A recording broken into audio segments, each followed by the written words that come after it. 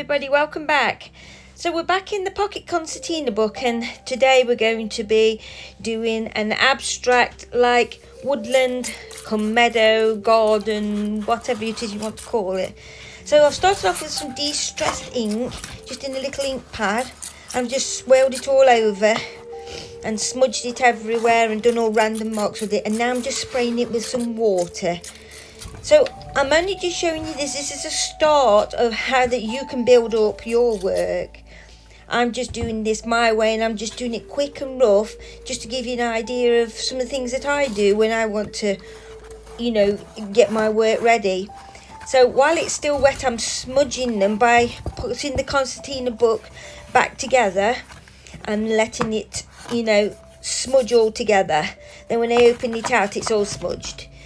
And then you can see, though, you're going to need to be careful. I've gone back in with a baby white now because I'm drying it. But can you see in those crease mark lines in the creases there? You need to make sure that you get those, because it's that splits your book when it gets too wet. So now I'm just taking an old ink pad. This is a really old one, so it only just manages to stamp just a little bit. But I like the effect that it gives there, especially that top high one up there. And it gives like an old look and a little bit of depth, and it's a different kind of mark. So it's enjoyable to do, and so far we've ended up with like a dark brown mark, and then we've toned it back a little bit, and then we've got some black which is coming out as a grey, and this is what you keep doing, and you keep working away all the way along your book and just enjoying it. You can use whatever marks that you want. I'm just having a play. I've been doing some quite tight work, so I wanted to loosen up again, so straight into my concertina book, my little pocket one that I love. I'm using the opposite side of the one that I did earlier, so it will be full now. So I'm quite happy with that. So now I've gone back in, and this is with some dark brown ink, and I'm again just doing random marks and swirls, and then drying it with a hairdryer. Very important, keep drying in between each layer. And then I've taken some masking fluid. Make sure it's an old brush that you use when you're using masking fluid, because it doesn't half ruin your work, ruin your brushes rather. And then I'm just randomly putting them on. I'm only doing this quick. I mean, if I was to do this really careful, I could do some beautiful branches with this really fine branches, and it would look really nice, because it's causing the resistance. So when you go back, you can paint over the top, and then you can rub it off, and then you'll have some nice white delicate lines in between. These are going to be quite thick fat lines. I've done it like this just so that you can see it. When I've finished this little exercise of this concertina book, I'm going to work back into it and then re-show it you again, because I want to show you how that you can, you could take it out as it is, and then you can pick out things as you go out on location. You can take it with you, and then just like you can any concertina book. And you can take them and you can just work back into them however you want. So I'm slowly and gently just working along here. As soon as you've finished using, if you want to save your brush, as soon as you've finished using it, if you use a baby white, I swear by baby whites with everything, wipe it over and then leave it in water, and then wipe it over again. Otherwise your brush will just be ruined, but you do need to do that straight away. It's important. So I'm just randomly making marks and squiggles and lines, and almost like trees but not like trees. So I'm still staying nice and loose, just enjoying myself and working my way along the book. Doesn't matter how fat you do the lines, or how thin or how thick or whatever, it doesn't matter, because afterwards straight away I'm going to dry it enough with the hairdryer that it will just leave a skin over the top. If there's a skin over the top, you're able to work over the top of it. So a nice little tip there. You might want to do splatters with this as well. That might be nice. Entirely up to you. This is just what I'm doing. I'm just trying to show you how I build up layers and make my work look more interesting. And you can have a go and do it yourself. These little pocket concertina books are lovely. And so now drying with the hairdryer, and not a problem. It's skinned over now. So with some watercolour now, just going over the top with the sky. Literally watercolouring over the top. You can see where it's gaining resistance there. And what I'm doing is I'm putting the watercolour on, and then I'm smudging it with my hand, smearing it with my hand, and then drying it with the hairdryer. Now I'm going back in with these beautiful greens now. The ones that are more realistic greens. I've done this with yellow ink and black and mixing them up into different shades, so you get like the real greens that's out there, not the silly artificial ones that's straight out of a palette, the primary green. So here I'm adding splatters.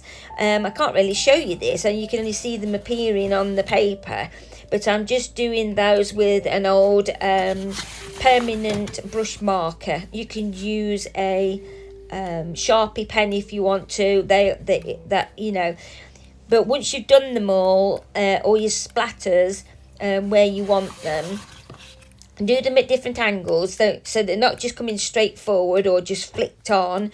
They're going right up to the top in the sky, and that's what brings the picture forward, because these are like seed pods flying everywhere, and you can see that, and it adds movement to your pictures as you're working along. But make sure you dry it, and because it's permanent, I'll be able to paint over the top with watercolor, and you'll be able to see through it. It'll be transparent, and you'll be able to still see these marks. So that's like really important. I'm still attacking it. It's great fun doing this as well. It's good if you're in a bad mood and want to get all your angle out. And then of course drying it again with a hairdryer. Very important between each layer. Going all the way along, adding more greens, and what else am I doing? Oh no, sorry, I'm rubbing the masking fluid off now. So I think another word for it is spirit gum. The spirit gum and masking fluid. You can get it from any art shop or on Amazon. People who do watercolor painting a lot use it quite a lot. Try and rub away from yourself, because if you rub towards you too much, it has a tendency you can rip your paper, so be very careful. So now, as you can see, it's gaining some different marks, ready for me to go and paint and go back in to, it's just added more marks, and it looks like it's fading into the background. So you see at the top of into the sky, where they are fat lines, they would have been nice if they would have been thinner lines. So yeah, and so I'm just rubbing away, not a problem. You might want to do the rubbing off a little bit in stages, because it does make your fingers quite sore. I think you could do it with a rubber actually, so it might be another thought. So I haven't bored you with this too much. I think I've speed it up a little bit in a minute. I've just shown you what I was actually doing, and then it can be quite messy as well, so be careful with that, with all the bits. Suck them up the hoover. That will be fun. So yeah, just rubbing along still, and it's quite, I like that feeling of surprise, of anticipation, of like you don't know what mark's going to come out there, because you can't remember what marks that you put down, and when they appear you think, oh yeah, I didn't realise that went right off like it did at the top there. And yeah, it's nice feeling as you're doing this, because you're getting these nice surprises. And this is a nice way as well to be doing your animals as well, that you can do like this as well using masking fluid. So I just speeded the last bit up. But you can see those greens that are out there. They are beautiful greens and oranges, and with little specks of red in. And the greens that I'm using are very, very similar. I've really studied hard with this. I've spent years studying these greens. I only realised that just recently actually. And I think it's the yellow acrylic ink that's given me that little bit of a sort of a little bit of I can't explain it. It's made it more richer and a more deeper colour, more like the real colours that's out there.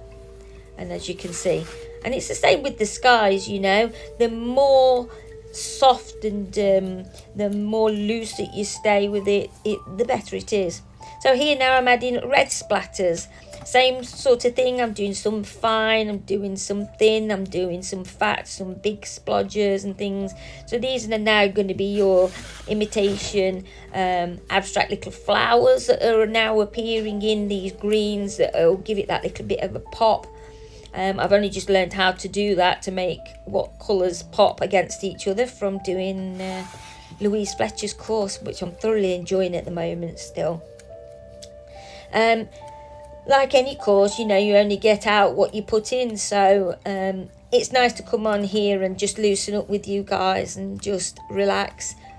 So once you've done your flowers, you can make these so pretty, because you can add leaves to them, obviously when they're all dry. You can add petals and leaves, you can add them stalks, you could do whatever that you want. There's something in there that you didn't see very well, and that was the green wiggly line that goes through. You can add whatever it is that you want. You could do some stencil flowers, you could do some collage, you could paint your own flowers on there.